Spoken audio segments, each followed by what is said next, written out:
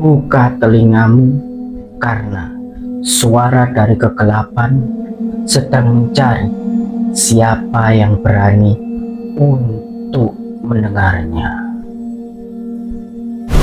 Di balik dinding batu yang dingin dan gelap, masih ada suara yang tak pernah berhenti menangis. Padahal semua jasad di sana telah mati. Di sebuah tebing tinggi di daerah Toraja, Sulawesi Selatan, terdapat sebuah pemakaman purba yang dikenal dengan Goa Kolonda. Goa ini bukan sekedar lubang dengan dinding batu seperti goa-goa pada umumnya. Ia adalah rumah bagi puluhan, bahkan ratusan jasad yang sudah meninggal dan disimpan dengan cara yang tak biasa. Alih-alih dikubur dalam tanah, mayat-mayat di Toraja diletakkan dalam sebuah peti kayu, lalu disimpan di celah-celah batu atau digantung di dinding tebing menggunakan tali rotan. Beberapa di antaranya sudah ada yang berumur puluhan tahun dan tidak disentuh sama sekali.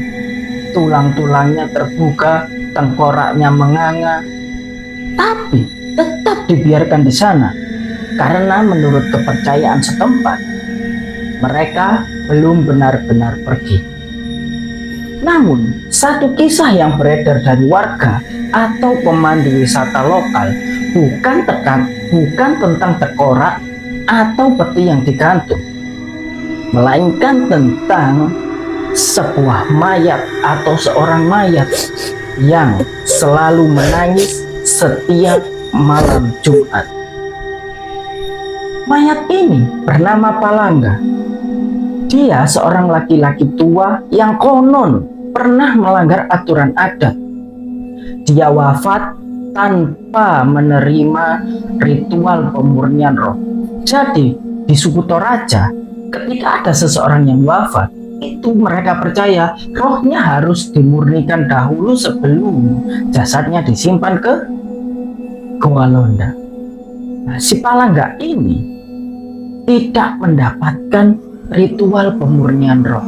Keluarga besarnya menolak memberi sesaji dan upacara adat lengkap sebelum jasadnya disimpan atau diletakkan di Goa Londa. Orang-orang bilang roh si Palangga ini tidak tenang. Di malam-malam tertentu selalu terdengar suara isak tangis dari celah batu di mana tempat peti Palangga ini disimpan. Awalnya dianggap halusinasi, tapi semakin didengar semakin nyata. Ada seorang pemandu wisata lokal yang pernah bersumpah pada saat dia membersihkan jalur wisata pagi-pagi, dia seperti mendengar ada suara desahan nafas dari arah yang tidak terduga. Pas dia nyorotkan senternya ke arah suara desahan nafas itu, ternyata peti mati milik Palangga terbuka sedikit, padahal sebelumnya peti itu tertutup rapat. Beberapa hari kemudian, pemandu wisata ini jatuh sakit. Tubuhnya dingin dan menggigil. Lalu dia mengigau sambil mengucapkan kalimat, "Tolong, kembalikan aku ke tempatku." Setelah dia sembuh, dia gak mau lagi masuk ke dalam Goa Londa. Dia berhenti dari pekerjaannya yaitu pemandu wisata karena dia merasa di situ sudah tidak aman. Dan dia juga bilang bahwa di sana ada yang belum selesai. Malam Jumat setelahnya, ada seorang pengunjung dari luar kota. Dia diam-diam merekam suasana malam di dekat goa. Dia ingin konten horor beneran katanya. Tapi pas dia merekam dan mendengar hasilnya, tepat di menit ketiga dia mendengar ada suara seseorang sedang menangis. Isaknya panjang, suaranya serak, terdengar sangat manusiawi. Jadi dia mendengar suara seperti benar-benar seorang manusia menangis. Suaranya itu serak, bukan angin, bukan juga burung malam. Seolah-olah suara itu berasal dari orang yang terjebak dalam tubuh yang tak bisa mati. Suara yang sangat menyayat hati. Dan sejak saat itu, mereka menyebutnya tangisan mayat dari Goa Londa. Sebuah legenda yang sering dibicarakan oleh orang-orang. Karena kalau kalian ke sana, kalian pasti akan mendengar sesuatu. Tapi tidak semua telinga bisa mendengarnya. Jangan-jangan telinga kalian salah satunya.